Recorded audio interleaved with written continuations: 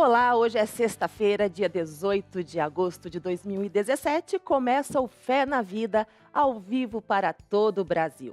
E no programa de hoje, os 400 anos de Carisma Vicentino. Será que você sabe o que é Carisma Vicentino? Nós vamos explicar para você. E ainda o Papa Francisco nomeia um representante para vir ao Brasil acompanhar as comemorações dos 300 anos da descoberta da imagem da padroeira do Brasil, Nossa Senhora Aparecida. E ainda, hoje é sexta-feira, Padre Marcos está no estúdio para comentar, abençoar o nosso programa. Bom dia, Padre Marcos. Manhã de graça e bênção, bom dia. Seja bem-vindo ao Fé na Vida. Vamos que vamos, fé na vida sempre. É isso. E agora, lá do Vaticano, na solenidade de Assunção de Maria aos céus, o Papa Francisco falou a milhares de fiéis na Praça São Pedro, onde ele fala para pedirmos ajuda à Mãe nos momentos mais difíceis da nossa vida. L'umiltà è come un voto che lascia posto a Dio. L'umile è potente perché umile, non perché forte. E questa è la grandezza dell'umile, dell'umiltà. Io vorrei domandarvi, e anche a me, ma non si risponde a voce alta, ognuno risponda nel cuore. Come va la mia umiltà? Il Magnificat canta il Dio misericordioso e fedele, che compie il suo disegno di salvezza con i piccoli e i poveri, con quelli che hanno fede in Lui, che si fidano della sua parola, come Maria. Tutto questo vorremmo avvenisse anche oggi nelle nostre case. Celebrando Maria Santissima assunta in cielo, vorremmo che lei ancora una volta portasse a noi, alle nostre famiglie, alle nostre comunità, quel dono immenso, quella grazia unica che dobbiamo sempre chiedere per prima e al di sopra dalle altre grazie, che pure ci stanno a cuore. La grazia che è Gesù Cristo. Portando Gesù, la Madonna porta anche a noi una gioia nuova, piena di significato. Ci porta una nuova capacità di attraversare con fede i momenti più dolorosi e difficili. Ci porta la capacità di misericordia per perdonarci, comprenderci, sostenerci gli uni agli altri. Que beleza, todas essas palavras do Santo Padre, uma emoção toda interior. Agora, eu gostei dos passos ali, né? A começar pela humildade, eu posso então fazer esse caminho de Maria e no caminho de Maria compreender a misericórdia, a bondade de Deus, essa humildade sobrenatural que está no humano. Mas a pergunta do Papa, como está a sua humildade? Essa é forte. No dia a dia é difícil, às vezes, né? Sim, como você entender isso na sua prática cotidiana, como você entender isso nas relações com as pessoas. E humildade não é atitude meramente exterior, né? Ela é uma atitude interior. Como que interiormente está isso? Porque no exterior eu posso ser uma aparência, apenas uma imagem para cada um. Mas interiormente, amei essa eu levo hoje. Essa daí. Padre, sobre a nomeação de um representante, o Vaticano realmente tem uma atenção especial com o Brasil, né? Porque, na verdade, nós tínhamos aquela questão da vinda do Santo Padre para as festividades de Nossa Senhora Aparecida. Então ficou aquele fervor, Jornada Mundial, ele fez essa afirmação estando em Aparecida, mas deixou a incógnita. Né? E a gente sabe que o Santo Padre, com a agenda tão extensa que tem, não é sempre possível atender todas as demandas de cada país. E tendo em vista que o Brasil já veio, há outras regiões também que necessitam. E dentro disso, então, agora foi nomeado o cardeal para estar, então, aqui nas festividades de Nossa Senhora Aparecida. Então, é bom a gente ver quem é, né? É, isso. Vamos lá? Foi nomeado ontem pela manhã o enviado especial que irá representar o Papa Francisco nas comemorações dos 300 anos do achado da imagem de Nossa Senhora Aparecida. É o cardeal Giovanna Battista, prefeito emérito da Congregação para os Bispos e presidente emérito da Pontifícia Comissão para a América Latina. Ele estará presente nas comemorações à Padroeira do Brasil no Santuário Nacional de Aparecida, no estado de São Paulo, do dia 10 a 12 de outubro. Giovanni Battista está aí conosco agora, dentro das festividades. Giovanni. Sou italiano, não? Giovanni Battista, então, estará conosco, presidindo Dom Giovanni, todo esse momento de fé, em nome da delegação pontifical, delegação romana, e é um grande momento de acolhermos também Roma aqui em nossas terras. Mas tem mais festa por aí vindo aí? Quais são as festas que nós temos? É uma igreja sempre em festa, né, Padre Marcos? Bora lá. Então, em Maringá, esta semana, no último dia 15, Maringá, no Paraná, foi festa da padroeira da cidade, Nossa Senhora da Glória. Eu sempre confundi com a Graça, mas é Glória. Vamos lá. Qual a festividade que nós temos? A chuva fina, tão esperada depois de uma temporada de seca, e o tempo fechado não espantaram os fiéis que foram até a Catedral de Maringá, no interior do Paraná. A gente veio mais alegre, mais animada para a missa hoje. Agradecer a Deus pela chuva. A chuva não atrapalha, ela ajuda, então? De jeito nenhum, ajuda. É o dia que nós precisamos celebrar em família. Realmente estou aqui hoje, a gente sai debaixo de chuva, com frio, com a família para celebrarmos com a nossa igreja este dia da nossa mãe, Nossa Senhora da Glória. Logo no início da celebração, presidida por Dom Anuar Batiste, a imagem de Nossa Senhora da Glória foi conduzida pela igreja e colocada bem diante de toda a comunidade. Um dia para glorificar a Assunção de Maria, Rainha do Céu e da Terra. Em 1950, no dia 3 de outubro, o Papa Pio XII declarou como doutrina de fé aquilo que o povo já acreditava. Na verdade, Nossa Senhora foi elevada ao céu em corpo e alma.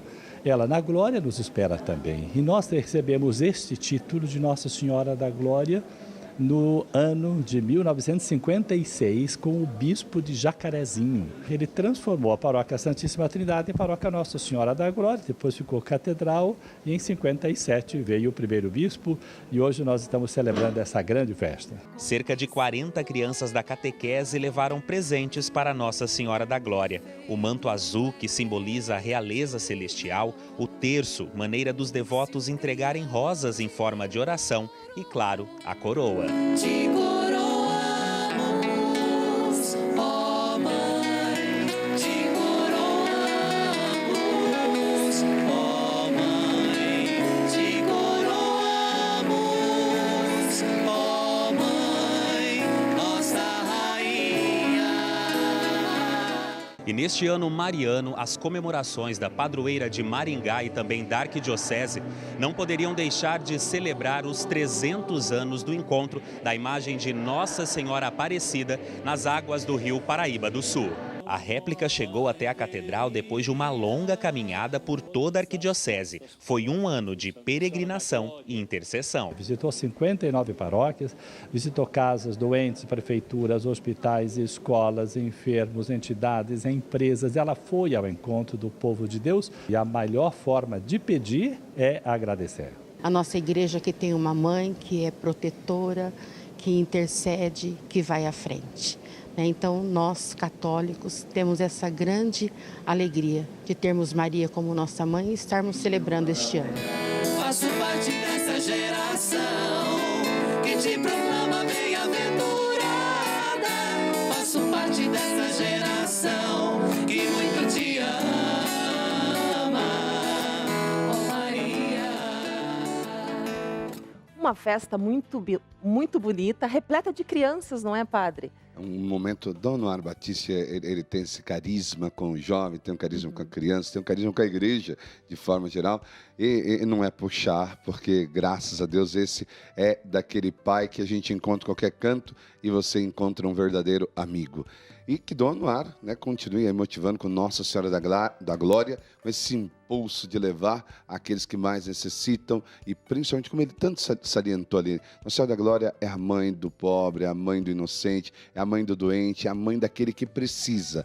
Dom Anuar, nosso grande abraço. E Maringá, nós estamos com vocês aí, cada vez mais expandindo o nosso trabalho e a nossa programação junto ao povo de Maringá. Vamos juntos evangelizar em Maringá também. Maringá, grande expressão de fé para nós e grande parceria com a obra Evangelizar é Preciso. E hoje é dia de Santa Helena, detentora de uma fé inabalável, foi quem acompanhou as escavações da Cruz de Cristo. Vamos acompanhar a história desta santa. Santa Helena. Flávia Júlia Helena nasceu no ano de 244 na cidade de Bitínia, uma província do Império Romano. Era de família simples. Muito jovem, casou-se com Constâncio Cloro, que era militar. Deste casamento nasceu Constantino. O imperador Maximiano quis que o marido de Helena trabalhasse para o governo romano. Para isso, ele teria que deixar Helena e se casar com Teodora, parente do imperador. Helena passou então a cuidar somente da educação do filho Constantino. Depois da morte de Constâncio Cloro, Constantino foi aclamado imperador romano. Helena acompanhou o filho em seu novo trabalho. Em uma batalha quase perdida, Constantino teve uma visão.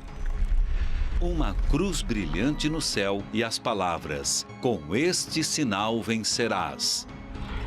Constantino, então, mandou pintar as bandeiras e estandartes de seu exército com esta cruz e venceu.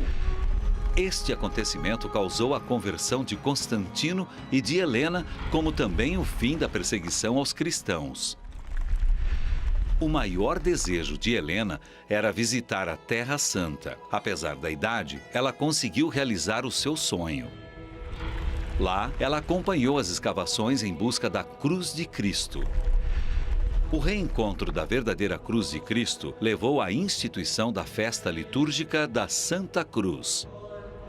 Pressentindo sua morte, Helena voltou para perto do filho Constantino e veio a falecer no ano 330, aos 80 anos. Hoje, os restos mortais de Santa Helena estão em Roma, no Vaticano. Santa Helena, rogai por nós.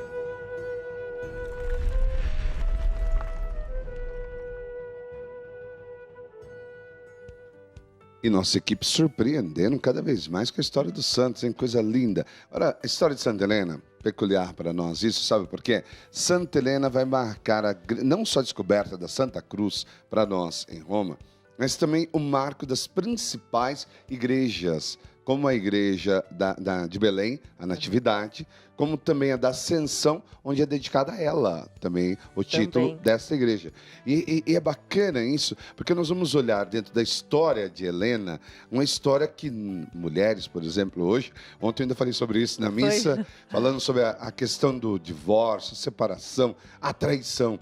Ela é trocada por outra mulher. E no meio dessa troca, você percebe, ela não deixa aquilo que é a sua fé cair. E quando descobre o cristianismo, ela passa então agora a viver essa fé no Cristo. A descoberta através de um sonho. Ver a cruz de Cristo. Enxergar esta cruz. E da cruz, o desejo, eu preciso agora ir à Terra Santa.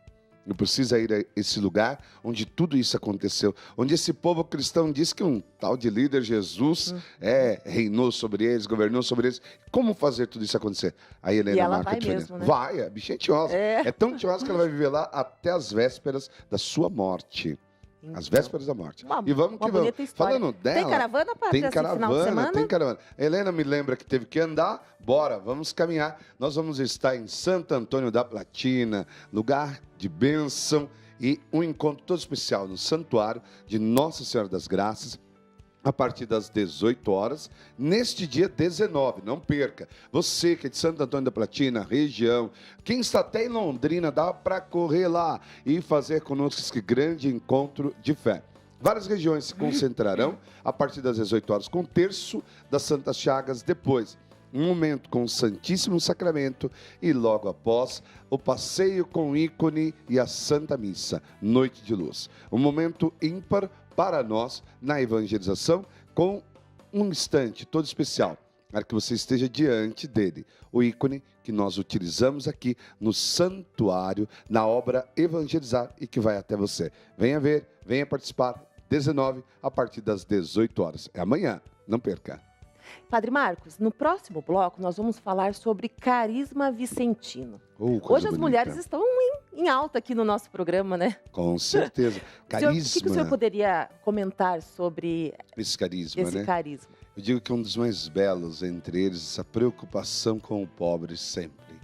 É um olhar desde o Antigo Testamento ao Novo. O Anauim no centro. O pobre, o miserável, aquele que está em situação de perigo, de risco. Os hospitais, as pessoas que precisam de uma atenção. É o Evangelho se cumprindo. A gente bendiz a Deus hoje, saudando todas as irmãs que estão aí como servas da caridade, dedicadas aos pequenos, aos pobres e inocentes. E que São Vicente de Paula nos ajude a sempre estar próximo daqueles que tanto necessitam. Porque a caridade é importante, não é? É fundamental. É isso. Então, muito obrigada pela sua presença aqui no nosso programa. Até semana que vem. Se Deus quiser. E com caravana, né? Boa sorte na sua caravana. Semana que vem tem mais caravana de novo. Aí a gente fala na próxima semana. Vamos que vamos. E vamos ao intervalo. Na volta, vamos falar sobre caridade.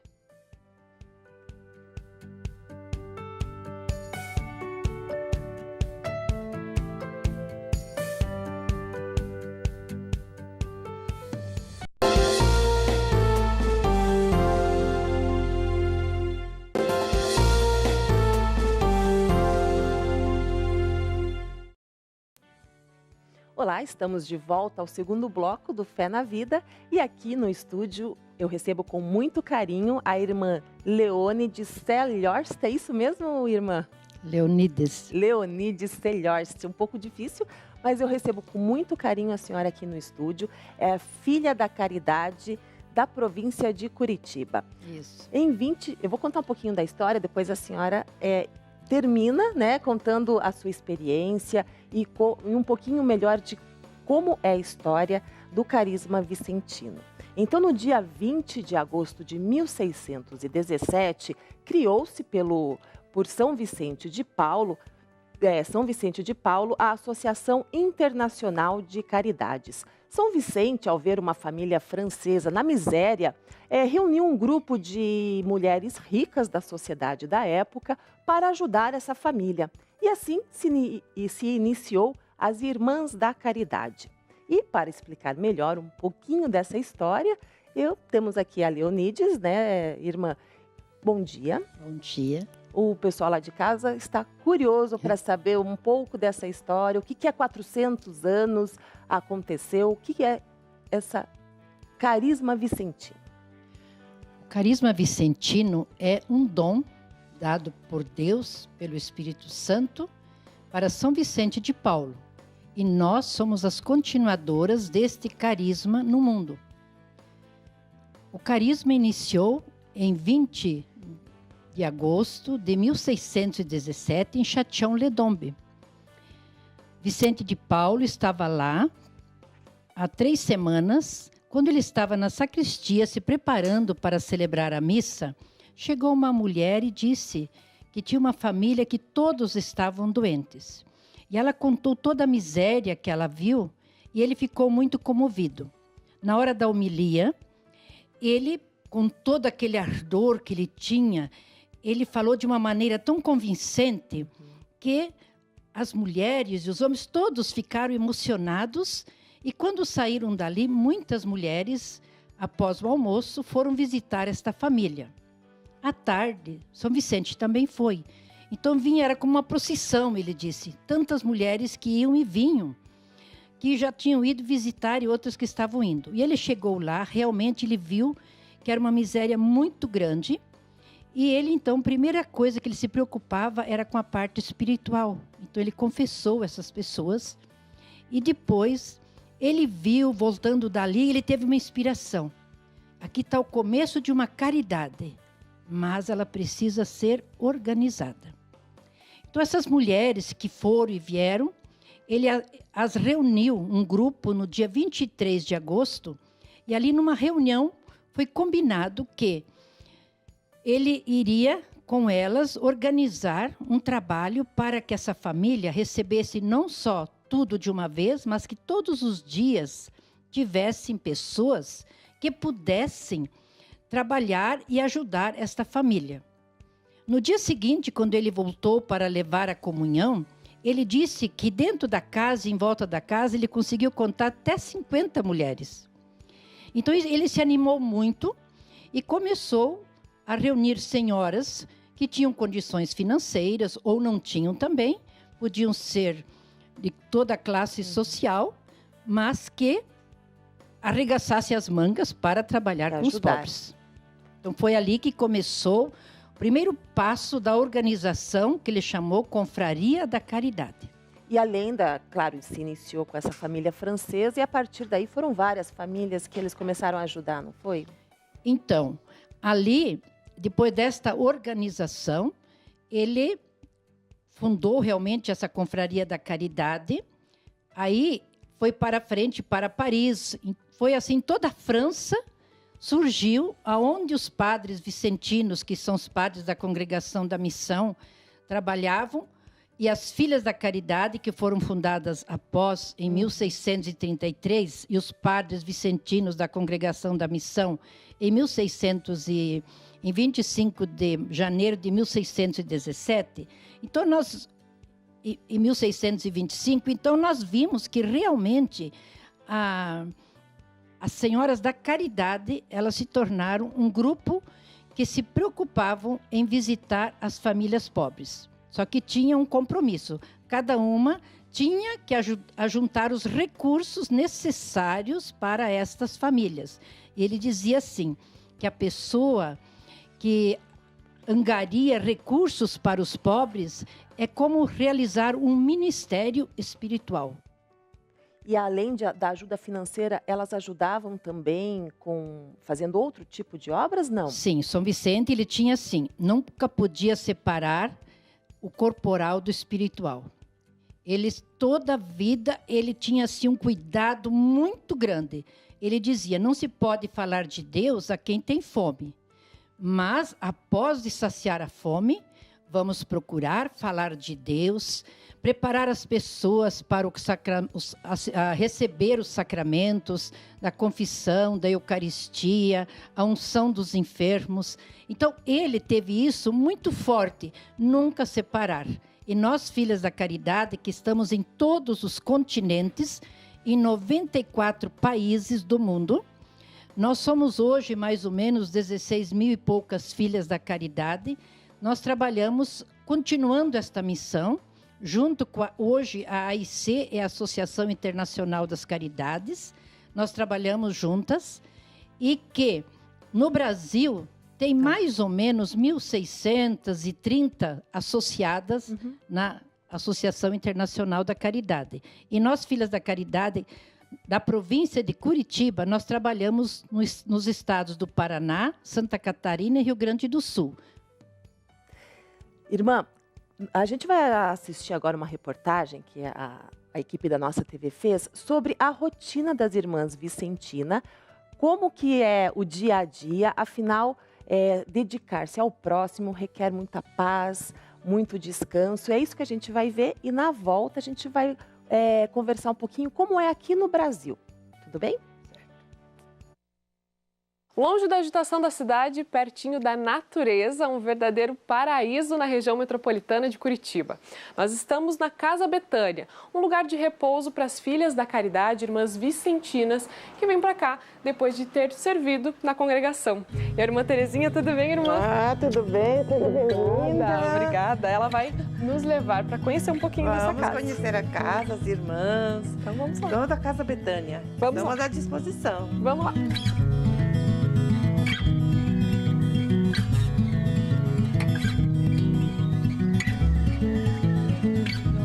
A casa é grande, rodeada pela represa do Passaúna, em frente à igreja São Miguel, no município de Araucária. Aqui, 33 idosas dividem as salas, os trabalhos, a vida, depois de anos dedicados a Deus e àqueles que mais precisam. A pessoa idosa, né? Ela necessita de uma atividade. Sobretudo as irmãs que estavam acostumadas a trabalhar bastante nas instituições, né? Chegando aqui, ficar completamente parada, elas entrariam talvez até numa depressão. Entre as atividades estão o artesanato, bordados, crochês. Em cada traçado da linha e agulha, uma história de devoção e dedicação à vida religiosa. Na capela, outro grupo passa a tarde em oração, por tudo e por todos. Tende misericórdia de nós e do mundo inteiro. A chácara tem animais que oferecem alimentos. O leite da casa vem das vacas cuidadas pelos caseiros, os ovos das galinhas caipiras.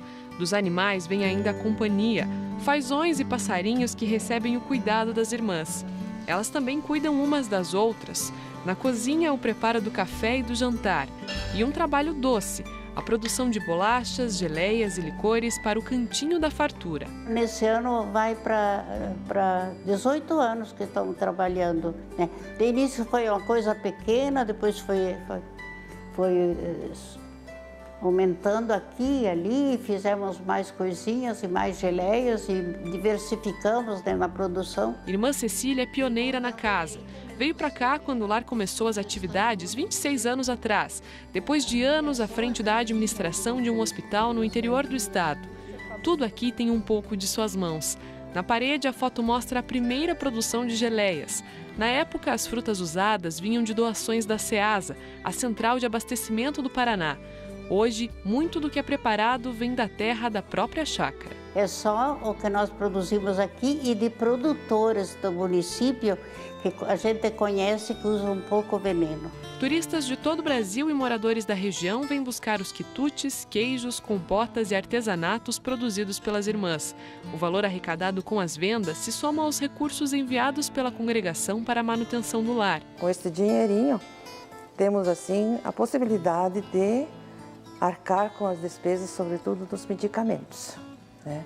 Os medicamentos, se bem que só isso não é possível, né? Mas nós temos também uma pequena aposentadoria de cada uma, né? Cada uma com sua atividade, mantendo os dias ocupados, como sempre fizeram ao longo da vida. Em cada trabalho está a força de mãos que se dedicaram ao cuidado do próximo e hoje até diminuíram o ritmo, mas seguem firmes em seu propósito de servir. Filha da Caridade é do dia que entrou no noviciado até o dia que o Pai do Céu chama. Nós somos Filhos da Caridade sempre. Então, elas têm essa... É uma grande família, né? É uma grande família.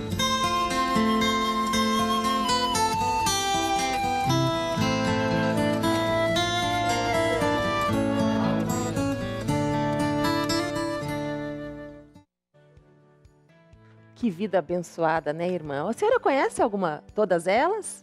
Sim, eu conheço todas as irmãs que ali se encontram. Ali tem irmãs que foram professoras, enfermeiras, assistentes sociais, trabalhar nas mais diversas obras da nossa província. Tem ali a coordenadora, que é a Mãe Terezinha Remonato. Ela foi minha professora em 1958, aqui em Curitiba, na Escola Vicentina Mercês. E já faz tempo, hein? Faz tempo. E o seu dia a dia, irmã, como que é? No meu dia a dia, como responsável primeira da província de Curitiba, junto com o conselho, eu tenho 51 casas no Paraná, Santa Catarina e Rio Grande do Sul.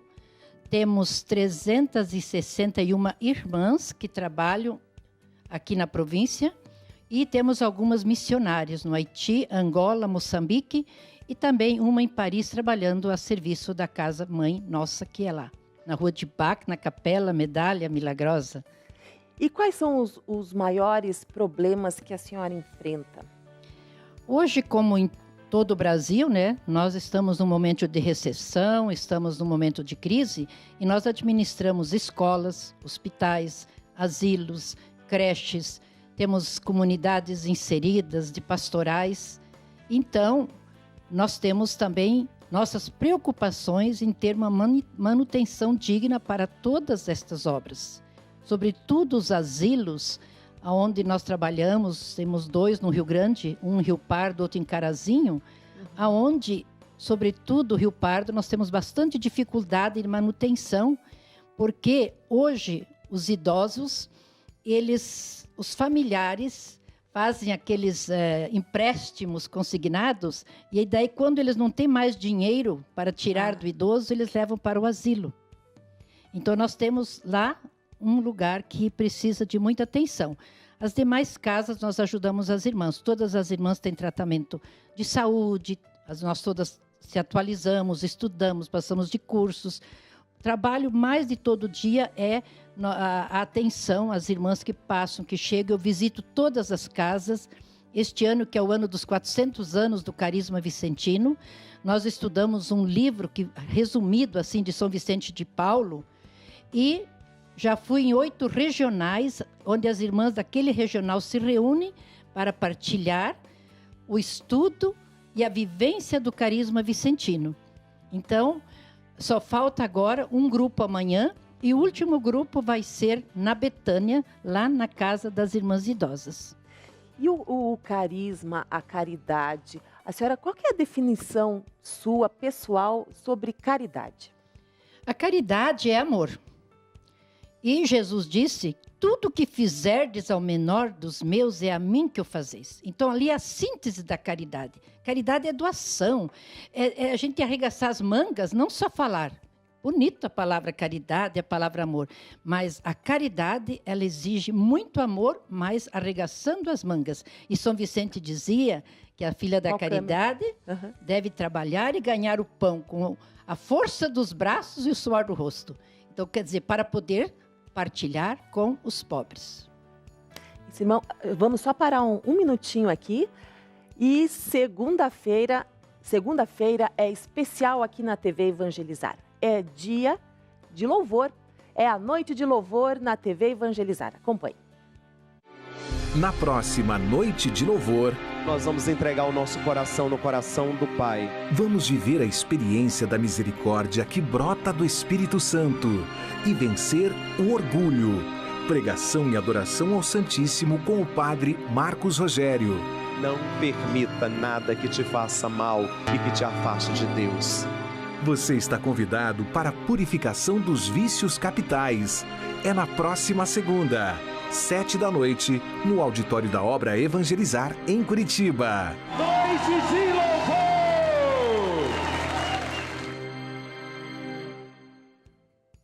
E não esqueça, segunda-feira estamos te esperando aqui na TV Evangelizar. Irmã, tem mais alguma coisa que a senhora assim, acha relevante falar sobre a questão? Nós, como Conselho Provincial, temos a responsabilidade de manter vivo o carisma na nossa vida, na vida de cada irmã, e também passar esse carisma a todos os nossos colaboradores. Nós temos aqui a Sociedade São Vicente de Paulo, temos a AIC, que é a Associação Internacional da Caridade, temos a Associação da Medalha Milagrosa, Juventude Mariana Vicentina, os padres da Congregação da Missão. Então, nós somos família vicentina. Nós, junto, todos esses grupos, nós nos chamamos de família vicentina, que procuramos, através do mesmo carisma, dar esse atendimento aos pobres em todos os lugares onde nós trabalhamos e incutir nos educandos, todos os colaboradores, este espírito de servir Jesus Cristo nos pobres. Porque São Vicente, ele via Jesus Cristo nos pobres, e isso era tão certo para ele que ele não podia imaginar que alguém pudesse tratar mal uma pessoa pobre. Como ele foi educador dos filhos de Gondi no palácio, ele queria que esse atendimento que esses ali recebiam, ele queria que os pobres também recebessem.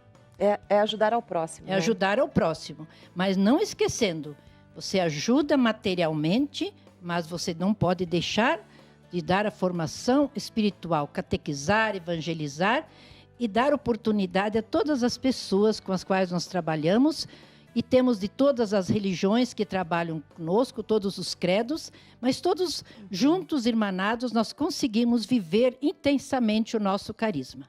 E existe alguma data especial que vocês se reúnem todos? Todas ao mesmo tempo, nunca não. Deu certo mas de reunirem? assim, durante o ano nós temos retiros anuais. Então, em cada retiro, nós temos mais ou menos 50, 60 irmãs que participam. Então, são esses grupos grandes que a gente se encontra. Eu me encontro com todas as irmãs durante o ano, indo nas casas, visitando e também no momento em que são esses retiros de 8 dias de silêncio e oração. Porque São Vicente dizia, se nós não cultivarmos a nossa interioridade, a nossa vida espiritual, nós não vamos ter essa ternura, essa bondade para servir Jesus Cristo nos pobres. Mas dia 27 de setembro é dia de São Vicente de Paulo. Existe alguma comemoração específica nesse dia? São Vicente de Paulo, sendo nosso fundador, é o dia dele. E sempre nós, assim, todas as nossas comunidades, no Brasil e no mundo, nós festejamos intensamente com preparação de tríduos, novenas, reflexões, visita aos albergues, a asilos, às periferias, onde as pessoas realmente precisam mais da nossa presença e dos nossos colaboradores também.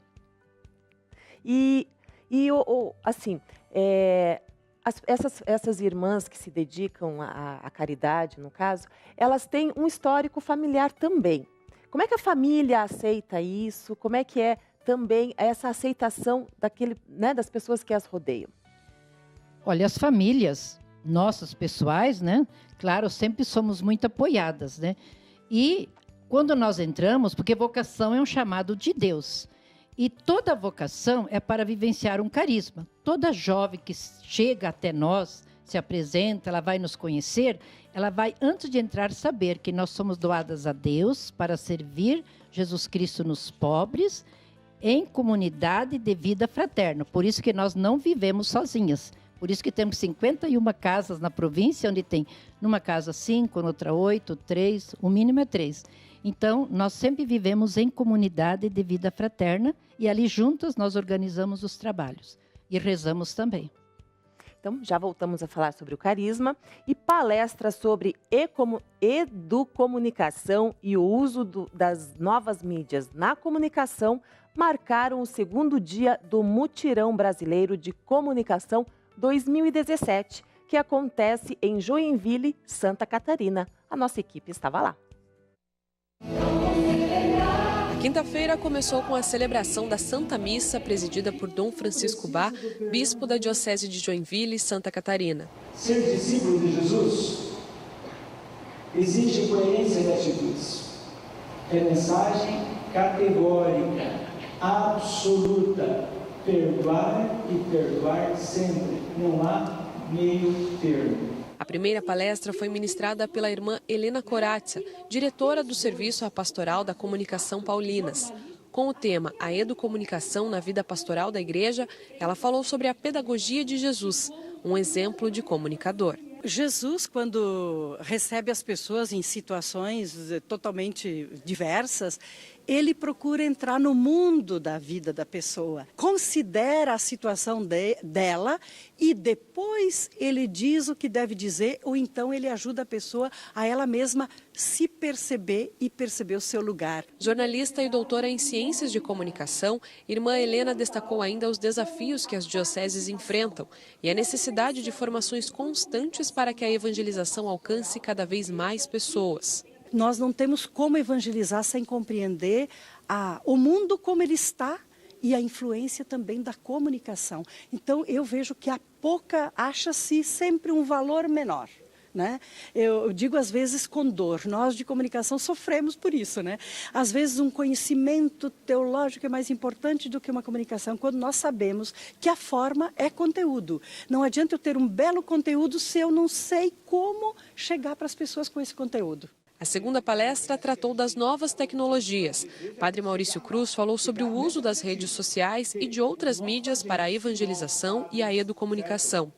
O conhecimento compartilhado pelos palestrantes vai ganhar o Brasil, com os participantes de todas as regiões do país. Fortaleza, de 153 paróquias, 97 já tem pastoral da comunicação. E nós reconhecemos que o trabalho nessas mídias sociais, sobretudo hoje, atualmente, é o grande gancho para a grande evangelização. Irmã Leonidas, eu gostaria de agradecer imensamente a sua presença aqui no nosso programa Fé na Vida. E eu gostaria também que a senhora deixasse um recadinho, uma missão, uma mensagem para o pessoal lá de casa. Eu agradeço muito esta oportunidade, neste ano em que celebramos os 400 anos do carisma vicentino. E hoje mais do que nunca, diante da miséria que existe no mundo, de tantos refugiados, de tantas pessoas que têm que deixar seus países, suas terras, nós, hoje mais do que nunca, fazemos um apelo que todos nós abramos o nosso coração para viver esta caridade na prática, acolhendo aqueles que se aproximam de nós. É isso, gente. Chega ao fim mais um programa Fé na Vida. Espero que tenham gostado. Uma ótima sexta-feira para você. Bom final de semana. Aproveite sua família, aproveite o seu sábado e domingo. E segunda-feira teremos mais Fé na Vida. Até lá. Obrigada, irmã, pela sua presença. Obrigada a você. Tchau, gente. Até segunda. Obrigada. Não deu.